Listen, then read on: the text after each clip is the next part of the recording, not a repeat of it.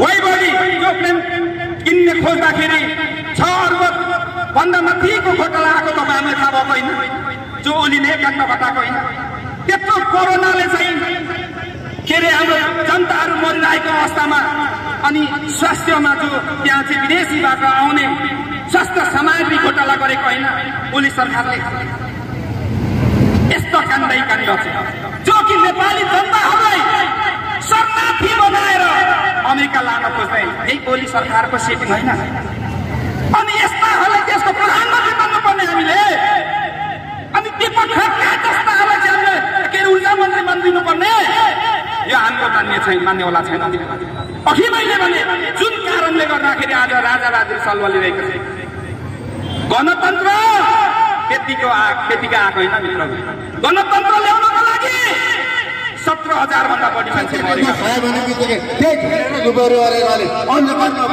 छन् बसाउनु खोज्नु चाहिराख्नु भएको छ होइन यस्तो पनि हो यसरी हाम्रो गाउँ समाज भन्छ यसरी हाम्रो यसलाई समाज भनिन्छ समाज भनेको यसलाई भन्छ नियम नीति भनेको यसलाई भन्छ नीति पद्धति भनेको यसलाई भन्छ तपाईहरुको विचार नभएर सोच्ने शक्ति पनि छ विचार पनि छ आँखा पनि छ तर पहिलो कुरो विवेक छैन के हो विवेक भनेको थाहा छ विवेक भनेको त्यो हो कि सर्वोच्च सारा संघलाई हेर्दै गर्ने सम्पूर्णलाई हेरविचार गरेर हामी एकताबद्ध जानेलाई विवेक भनिन्छ र त्यसरी जाउँ आदरणीय मित्रहरू भन्दै अब मैले अब कतै बोलेर हुँदैन समयको हल गर्दै म मेरो भनाइलाई छोटकरीमा राख्दै यहाँलाई फेरि म यो रिक्वेस्ट गर्न चाहन्छु कि हाम्रो सम्पूर्ण आमा बुवा तथा दिदीबहिनीहरू हामी अन्यायलाई अन्याय नै हो भनेर लागि परौँ हामी कसैको चाहिँ विपक्षमा भनेर अगाडि नबढौँ सत्यलाई सत्य असत्यलाई असत्य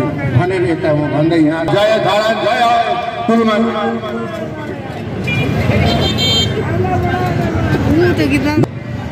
आफ्नो देशको लागि जाग्नुपर्छ भन्ने युवाहरू मध्येमै स्वतन्त्र नागरिक समाज धरान समितिका सदस्य तथा 19 नम्बर वडाका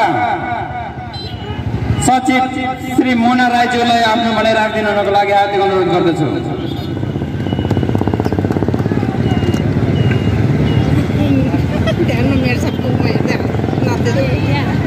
धन्यवाद।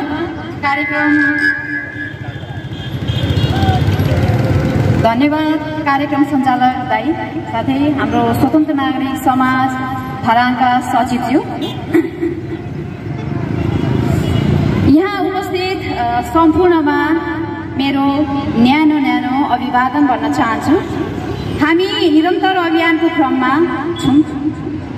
जस्टिस फर कुलमान घिसिङ जीको चाहिँ उहाँको विरोध जुन अहिले सरकारले निर्णय गरेर उहाँलाई उहाँको पदबाट बर्खास्त गरिएको छ त्यसको विरोधको जुन निर्णयको चाहिँ विरोध कार्यक्रमको चाहिँ आज हामी 7औं दिनमा यहाँ तपाईहरु सबै समक्ष उपस्थित भइरहेका छौँ, जसले 3 करोड नेपाली जनतालाई उज्यालो छारी मुनि राख्नुभयो, जसले विद्युत प्राधिकरणमा भएको अनियमितता भ्रष्टाचार विरुद्ध लडेर त्यहाँको फोहोरलाई सफाई गरेर चाहिँ आज आएर घाटामा गइरहेको हाम्रो प्राधिकरणलाई नाफामूलक मात्र बनाउनु भएन। वर्षौंदेखि चाहिँ महँगो महसुल खेपिरहेको नेपाली जनतालाई चाहिँ विद्युतीय महसुलमा मिनाहा गरेर त्यति मात्र नभएर विकास र अवसरमा चाहिँ नेपाली जनतालाई विदेशी मुलुकको तुलनामा बराबरीको अवसर र हौसला प्रदान गर्नुहुने एउटा महान व्यक्तिलाई राज्यले जुन प्रकारको अति नै चाहिँ यो घिनलाग्दो हरकत गरेर चाहिँ रातारात उहाँको कार्यकाल अवधि केही समय बाँकी रहँदै पनि रातारात चाहिँ उहाँलाई निकाल्नु पर्ने बाध्यता के थियो त्यो पनि प्रश्न पारिएको छैन। त्यो एउटा राज्यले नै सम्भावना नदेखेको एउटा चेपाङ बस्तीमा जहाँ दुखी र गरिबले सायद उहाँ नहुनु भएको भए त्यो प्रकाश उज्यालो बिजुलीको प्रकाश देख्ने अवसर र मौका पनि पाउनुहुने थिएन। आज प्रत्येकको घरमा हिटर फ्यानदेखि लिएर अहिले हामी आएर एकदमै चाहिँ नयाँ प्रविधिको चाहिँ इन्डक्सन भन्छ, इन्डक्सनको चाहिँ चुल्हा जसको लागि धेरै हाई भोल्टेजको चाहिँ बिजुलीको पनि आवश्यक पर्छ। त्यस्तो चाहिँ हामी विकासको चाहिँ उसमा अगाडि बढेको चाहिँ बढिरहेको अवस्थामा चाहिँ फेरि पुनः हामीलाई चाहिँ पछाडि सार्ने जुन चाहिँ हरकत भइरहेको छ। 18 देखि 20 घण्टासम्म लोड सेडिङ खेपिरहेको नेपालीलाई फेरि त्यही अँध्यारो मुनि राख्ने हो कि यो सरकारले भनेर धेरैजना हामी त्रसित पनि छौँ र निरन्तर चाहिँ हामी कुलमान घिसिङको पुनर्बहालीको निमित्त प्रत्येक नेपालको प्रत्येक ठाउँबाट चाहिँ विरोध सभादेखि विरोध र्यालीदेखि चाहिँ हामीले सरकारलाई दबाब पनि दिइरहेका छौँ। आशा छ मलाई जुन उहाँले मैले सुनेअनुसार उहाँले अदालतमा गएर आफ्नो उजुरी निवेदन पेश गरिसक्नु भएको छ। अदालतले अवश्य पनि उहाँको पक्षमा फैसला गरेर एउटा न्यायको प्रत्याभूति गराउनु हुनेछ भनेर पनि हामी विश्वस्त छौँ। त्यसैले पनि म फेरि पनि यो सरकार समक्ष चाहिँ विनम्र अनुरोध आग्रह पनि गर्न चाहन्छु। जुन उहाँले गर्नुभएको अति नै यो निन्दनीय काम छ, पुनः सोचेर एकपटक फेरि चाहिँ सम्पूर्ण नेपाली नागरिकको हकमा चाहिँ फैसला गरियोस् भन्न पनि चाहन्छु। यही सभाबाट पनि म उहाँलाई सरकारलाई पनि आग्रह गर्न चाहे। साथै अहिले देश तथा विदेश सबैतिर चाहिँ जताततै नकारात्मक खबरहरूले गर्दा हामी आम मानव जातिलाई चाहिँ एकदमै निराश पारेको अवस्था पनि छ। काठमाडौँको जनआन्दोलन जसले गर्दाखेरि त्यहाँ हाम्रो दाजुभाइहरू शहीद हुनुभएको छ। एकजना पत्रकारको पनि अत्यन्तै दुःखद निधन भएको छ र आन्दोलनको क्रममा एकजना हाम्रा दाइ पनि शहीद हुनुभएको छ भन्ने खबर सुन्दाखेरि कोही नेपालीलाई पनि चाहिँ सुख र खुसी चाहिँ छैन। आज आएर हामी कस्तो चाहिँ भ्रममा अझै पनि कुदिरहेको छौँ भनेर पनि म यहाँ उपस्थित सम्पूर्णहरूलाई एकचोटि अवगत गराउन चाहन्छु। हिजोको दिनमा संविधानको परिधिभित्र बस्न नचाहेर नेपाली जनता र संविधानमाथि राजा हुन खोज्दाखेरि आज सम्झिनुहोस्, एकचोटि स्मरण गर्नुहोस्, त्यो 70,000 जनताले विद्रोह गरेर रगत बगाएर ल्याएको लोकतन्त्रमा हजारौं प्रश्नवाचक चिन्हहरू खडा भइरहँदाखेरि हाम्रा नेताजीहरू कहाँ हुनुहुन्छ भनेर पनि म एकपटक यो प्रश्न गर्न चाहन्छु।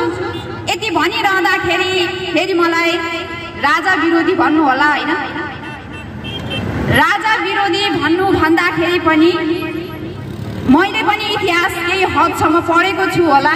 हिजोको इतिहास हेर्ने हो भने श्रीपाद महाराज पृथ्वीनारायण शाहले यत्र तत्र छरेर रहेको नेपाललाई एकीकरण गरेर एक ठिक्कामा पार्नु भएको इतिहास हामीलाई पनि थाहा छ। यो व्यवस्था नेपाली जनताको हितको लागि हिजोको दिनमा पनि ती बलभद्र कुँवर अमरसिंह थापाले नालापानीको युद्ध लडेर ब्रिटिसका सेनाहरूको शिर झुकाएको त्यो इतिहास पनि हामीलाई थाहा छ।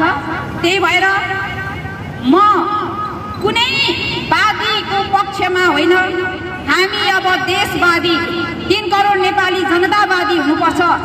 अबको व्यवस्था प्रत्यक्ष रूपमा हामी नेपाली जनताबाट चाहिँ कार्यकारी प्रमुख चुनिन पाउनुपर्छ भन्ने व्यवस्थाको लागि लड्नको लागि पनि हामी आम नेपाली दाजुभाइ दिदीबहिनीहरू सबैजनालाई आग्रह गर्न चाहन्छु।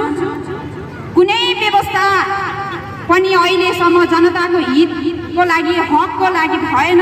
त्यही भएर पनि आज निराश भएर के वादी भनेर पनि आन्दोलन र विद्रोह गर्न बाध्य हुनुभएको छ हाम्रो नेपाली जनताहरू, नेपाली दाजुभाइ दिदीबहिनीहरू।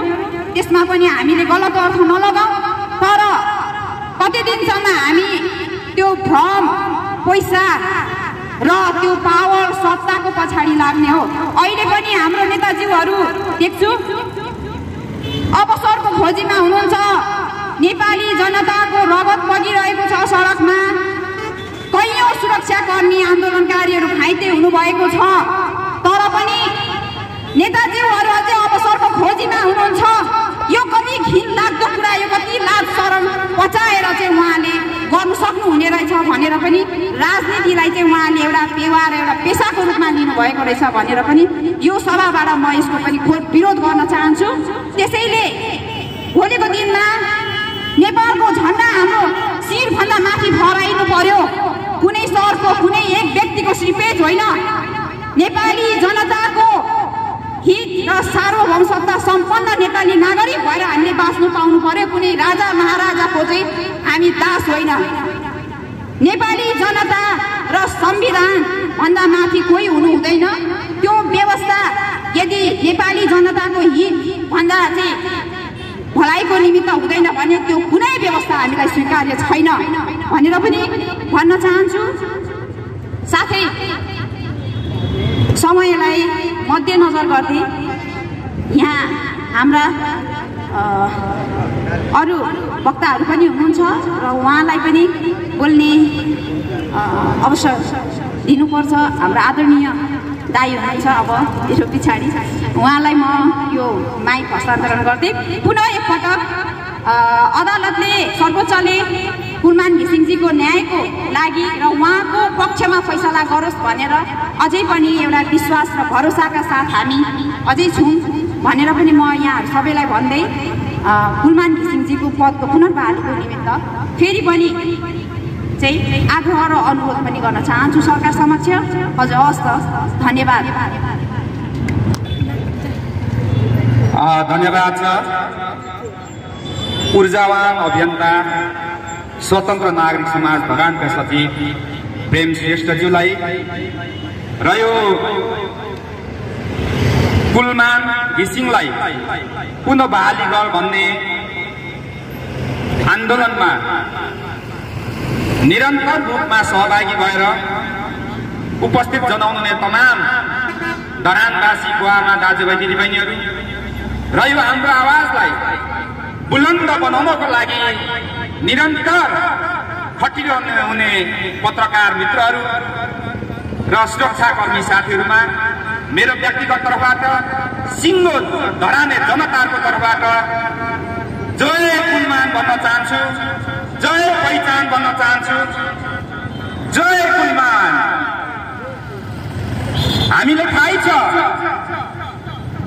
भर्खर चैत्र 11 गते यो ओली सरकारको मन्त्रीमण्डलले कुलमान घिसिङ जो विद्युत प्राधिकरणका कार्यकारी निर्देशक हुनुहुन्थ्यो उहाँलाई बर्खास्त गर्ने काम गरेको थियो। सन् 2017 सालमा विद्युत प्राधिकरणको इतिहासलाई अध्ययन गर्ने हो भने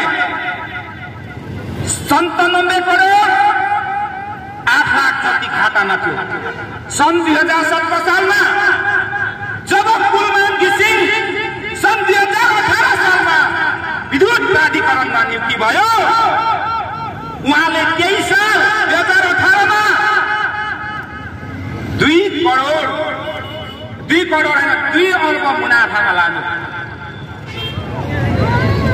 2 अर्ब भन्दा माथि मुनाफामा लानुभयो र निरन्तर प्रत्येक वर्ष अर्बौं अर्ब मुनाफामा लाँदै 2-3 वर्ष अगाडि 15 अर्बसम्म विद्युत प्राधिकरणले वार्षिक उहाँले चाहिँ आम्दानीमा लाँदै हुनुहुन्थ्यो। ऋण तिरेर पनि त्यस्तो सक्षम कार्यकारीलाई आज ओली सरकारले बर्खास्त गरेर उज्यालोका नायक नेपाल उज्यालो बनाउन नायक कुलमान घिसिङले हटाएर आज फेरि पनि देशलाई अँध्यारोमा खेल्ने काम यो ओली सरकारले गर्दैछ। मित्रहरू, आज कांग्रेस र एमालेको झण्डै तिनटै सरकारमा छ जुन उहाँहरूको गतिविधिले गर्दा आज देशमा राजावादीहरू सकिरहेका छन्। गणतन्त्र विरोधीहरू, संघीयता विरोधीहरू अनि भ्रष्टाचार गर्न खोज्नेहरूलाई चाहिँ संरक्षण दिएर, भ्रष्टाचारीहरूलाई बलात्कारीहरूलाई संरक्षण दिएर राम्रो काम गर्नेहरूलाई कारबाही गर्दै यो द्वितीयको सरकार ओली सरकार गलत काम गर्दै अगाडि बढिरहेको छ। यही सरकारभित्रका ऊर्जा मन्त्री दीपक खड्का जो तपाईले पत्र पत्रिकामा मिडियामा अध्ययन गर्नुहोस् उहाँको बारेमा उहाँले के गर्नुभएको छ। 16 अर्ब ठेक्कापट्टा दिने कुरामा सेटिङमा चेक काटेको र अख्तियारमा परेको भर्खर 1 वर्षभित्र होइन 5-6 महिना मात्र हुँदै छैन। जो दीपक खड्का स्कटको भाडा 6 अर्ब 18,385 रुपियाँ 18 पैसा नतिरेको बक्यौता नतिरेको पत्र पत्रिकामा पढ्नु भएको होइन भर्खरै अरुण चौधरी र जहाँ चाहिँ कार्यविधिमै चेन्ज गरेर आफ्नो होटलमा राखेर आफ्नो मान्छेहरूलाई सेटिङमा ठेक्का दिनु खोजेको पत्र पत्रिकामा छापछापी आएको देख्नु भएको छैन। त्यस्ता भ्रष्टाचारी नेताहरूलाई चाहिँ हामी नेपाली जनताहरूले मन्त्री मान्नुपर्ने के हो? यो यस्ता भ्रष्टाचारीहरूलाई मन्त्री मानेर राख्नुपर्ने हामीले? यो देश तिमीहरूको फिर्ता होइन, यो देश तिमीहरूको मात्र होइन, हामी जस्ता स्वच्छ नेपालीहरूको पनि हो। त्यसले गर्दाखेरि अब हामी घरमा लुकेर होइन, अब हामी सडकमा उत्रिन बाध्य भएका छौँ। आज देशमा ओली काण्ड त तपाईँलाई थाहा छँदैछ, जो आज हामीले प्रधानमन्त्री मान्नुपर्ने। कस्ता कस्ता नेताहरूलाई हामी जनताहरूले जिताउँदैछौँ। आज ओलीको झन् काण्डै काण्ड छ, गिरिबेन्दु काण्ड झापामै होइन, धरानदेखि झापा कति पनि लाग्दैन। आज त्यो छानबिन गरेको छैन। अनि वैभवी जो प्लेन किन्ने खोज्दाखेरि 6 अर्ब भन्दा माथिको घोटाला आएको तपाईँलाई थाहा भएको होइन? जो ओलीले काण्ड घटाएको होइन। त्यत्रो कोरोनाले चाहिँ के अरे हाम्रो जनताहरू मरिरहेको अवस्थामा अनि स्वास्थ्यमा जो त्यहाँ चाहिँ विदेशीबाट आउने स्वास्थ्य सामग्री घोटाला गरेको होइन ओली सरकारले। यस्तो काण्डै काण्ड छ जो कि नेपाली जनताहरूलाई शरणार्थी बनाएर अमेरिका लान खोज्दै यही ओली सरकारको सेटिङ होइन। अनि यस्ताहरूलाई त्यसको प्रधानमन्त्री बन्नुपर्ने हामीले। अनि दीपक खड्का जस्ताहरूलाई चाहिँ हामीले के ऊर्जा मन्त्री बनिदिनुपर्ने? यो हाम्रो मान्नेवाला छैन। अघि मैले भने जुन कारणले गर्दाखेरि आज राजाराजी सल्वलिरहेको छ गणतन्त्र त्यतिको आएको होइन मित्रहरू। गणतन्त्र ल्याउनको लागि 17,000 भन्दा बढी मान्छे मरेका छन्। राजाको कुरा नगर मित्रहरू। 240 वर्षसम्म 1825 देखि 2065 साल जेठ 15 गते सम्म 240 वर्ष राजतन्त्र राजाको शासन हामीले हेरेको होइन। के गर्यो त्यो बीचमा कस्तो कस्तो घट्यो जसले चाहिँ ज्ञानेन्द्रै राजा हुँदाखेरि आफ्नै वंश त्यत्रो के अरे राजदरबार हत्याकाण्ड हामीले बिर्सेका छौँ। वीरेन्द्र शहीदका 10जना हत्या गरिएको थियो जो हत्याराहरूले अहिलेसम्म पत्ता लागेको छैन। जहाँ 500 भन्दा बढी सेनाहरूको सुरक्षाभित्र त्यो घटना घटेको राजाकै पालामा होइन। मदन बल्दारी मारिएको अहिलेसम्म के अरे पत्ता लगाएको छैन, त्यो राजाकै पालामा होइन। अनि अहिले राजतन्त्रको कुरा गर्ने राजा ठिक भन्ने यो गलत छ मित्र। गलत कहाँ हो भने यो पुराना पार्टी पुराना नेताहरूले देश बिगारेको कुरा चाहिँ गलत हो। हिजो 103 वर्ष राणा शासन हटाइयो तर फेरि पनि राणा जस्तै भए नेताहरू, राणा जस्तै व्यवहार गरे।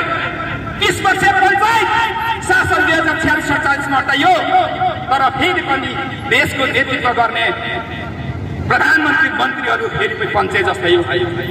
62-63 सालमा जनआन्दोलनले 240 वर्ष राजतन्त्र हामीले हटाएको होइन तर फेरि पनि नेताहरूको आचरण व्यवहार सोच दृष्टिकोण त्यही राजाको जस्तो भयो। जुन कारणले आज देशले दुःख पाइरहेको छ, जनताले दुःख पाइरहेको छ। अबको विकल्प भनेको राजा होइन, अबको विकल्प भनेको कांग्रेस एमालेको ठाउँमा ओली देवाको ठाउँमा अब नयाँ पार्टी र नयाँ नेतृत्वहरूले यो देश पलाउने जिम्मा लिनुपर्छ। त्यो प्रगति भने भनेको मरिसकेको सिनो फेरि बिउतिन्छ भन्नु हो। कहिले पनि मरिसकेको चिज बाँच्दैन मित्र। त्यसले गर्दाखेरि अबको विकल्प मैले पटक पटक भन्दै आएको छु। साँच्चै नै यो देशलाई माया गर्ने, साँच्चै नै यो देशलाई विकास गर्न खोज्ने प्रगतिशील युवाहरूको जरुरत छ। त्यो हुन सक्छ अब गुलमान घिसिङै हुन सक्छ। उहाँको 4 महिना मात्र छ अब उहाँ, तर 4 महिना मात्र हुँदाखेरि पनि उहाँलाई चाहिँ 11 गते बर्खास्त गरिनुपर्ने के हो। तर मलाई लाग्छ यदि यो देशमा कानुन छ भने, यो देशमा सही रूपमा चाहिँ कानुनले फैसला गर्ने के अरे सर्वोच्च अदालतले लाग्छ भने सम्माननीय सर्वोच्च अदालतले रिट दायर भइसकेको छ। भोलि पेशी छ भन्ने हामी सुनेका छौँ। अवश्य यो देशमा कानुन छ भने, यो देशमा स्वतन्त्र न्यायालय छ भने सर्वोच्च अदालतले फेरि पनि गुलमान घिसिङलाई पुनः बहाली गर्नेछ मित्रहरू। यदि यो देशमा फेरि कानुन छैन भने, यदि यो देशमा सम्माननीय सर्वोच्च अदालतले सही निर्णय गरेन भने त्यो निर्णय सडकबाट अब जनताले गर्नेछ। हो कि होइन? हामी तयार छौँ त्यसको लागि। हामी यो सडकबाट हामीले यो सरकारलाई खबरदारी गरिरहेका छौँ। त्यसले गर्दा अब मैले अघि भने कुनै व्यवस्था होइन, अहिलेको व्यवस्था जो संघीय लोकतान्त्रिक गणतन्त्र नेपाल जति सुन्दर व्यवस्थाहरू केही पनि छैन। तर मात्र यो देशको नेतृत्व गर्नेहरू गलत छन्, पार्टीहरू गलत छन्। त्यसले गर्दाखेरि अब यो देशलाई माया गर्ने, अस्ति पनि मैले यही उभिएर भनेको थिएँ, गुलमान घिसिङ जस्तो होइन, महावीर पुन जस्तो अनि बालेन शाह जस्तो जो यहाँ हाम्रो धरानलाई बनाउनको लागि श्रमबाट अगाडि बढिरहने अभियन्ता, हाम्रो मेयर घरको सन्तान जस्तो, गोप्य हमाल जस्तो, सन्दुक रोहित जस्तोहरू अब मिलेर 84 माइनेरलाई सिंहदरबारबाट लखेट्नुपर्छ।